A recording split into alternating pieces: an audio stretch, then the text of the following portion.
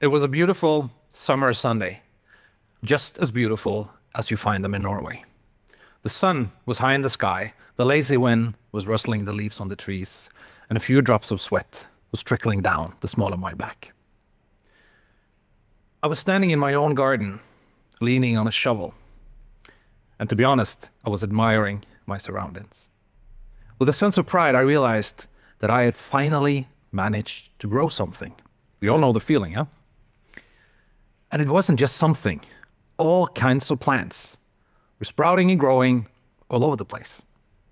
Red, yellow, green, obviously, even blue. It was beautiful. And I was looking at the soil.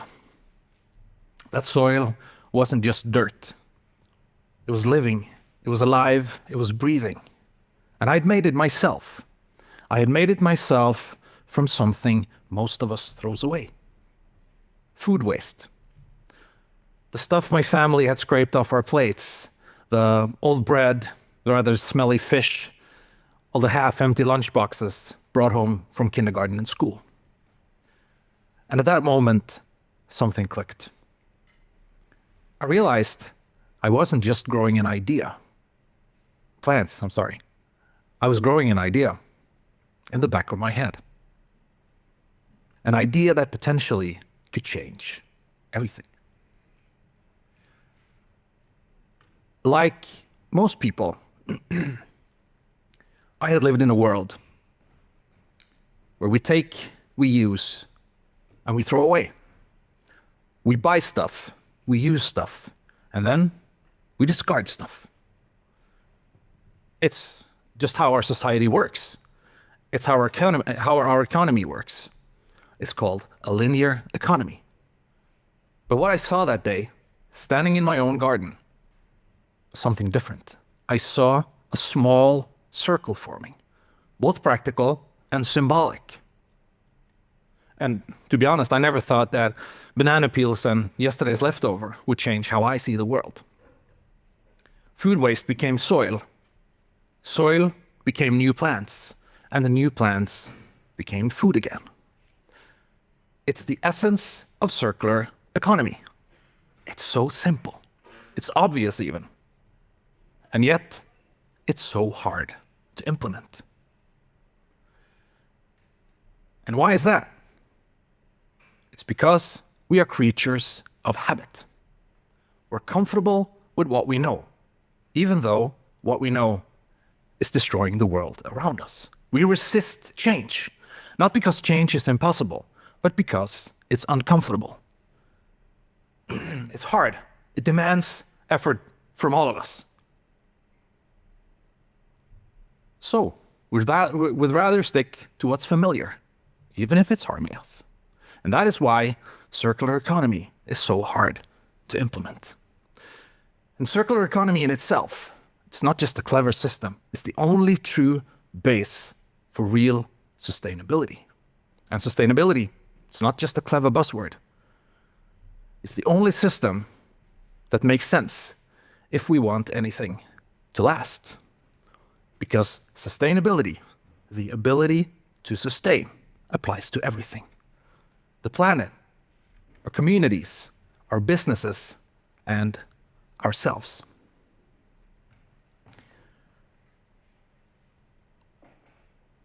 We throw away more than 30% of all the food that is being produced, along with the land, the water, the energy, and the labor that goes into it.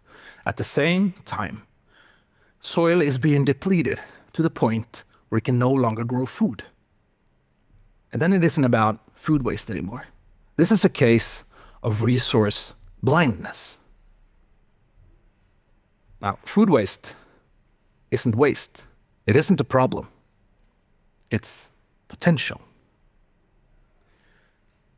The average European throws away 173 kilos of food waste every year. I realized in my backyard, I could easily turn that same amount of food waste into 400 kilos of living, breathing, plantable compost, as well as 2,600 liters of liquid fertilizer. Now that's a driver for change.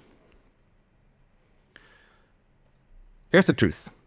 Everything in nature works in circles. Everything is connected. That's what I saw standing in my own garden that day. It all connects. Now, it's not just about food waste and soil. It's about everything. The planet, communities, people, ecosystems, most of all, people. What if we applied that same thinking, not just to waste, but to ourselves? We often talk about sustainability in terms of saving the planet, reducing emissions, cutting on waste, protecting our ecosystems. All essential, yes, but we tend to forget the human part. What does it mean to be sustainable as a human being? It means living in a way that doesn't burn you out, living in a way that doesn't break you down. It means creating systems for us to rest, to grow, and regenerate so that you can keep showing up, not just for the others, but for yourself. Because sustainability isn't just about lasting longer, it's about living better. And at the same time, we need to think in the bigger picture. Because human sustainability isn't only about how we take care of ourselves, it's about how we interact and care for other people. How do we listen? How do we support? How do we create space for other people to rest and to grow?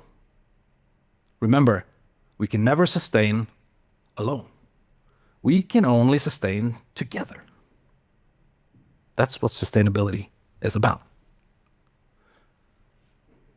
Imagine living in a world where we focus just as much on human health, physically and mentally, as we do on climate change. Imagine building systems not just to take care of the planet, but to recharge and restore ourselves, the people.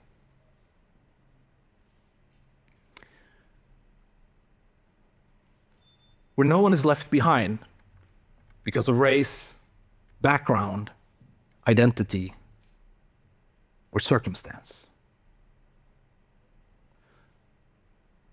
Because sustainability isn't individual, it's collective. It's about all of us. When we value people equally, when we give everyone the same opportunity, when we treat every human being with dignity, we create a foundation strong enough to support real change.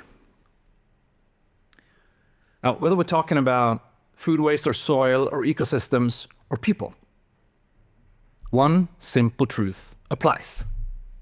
Everything is connected.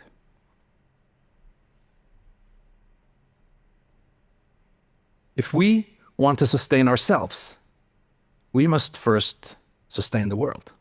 If we want to restore the planet, we must first restore each other. Sustainability is a mindset, and it starts with me, it starts with you, and it starts with all of us. Thank you.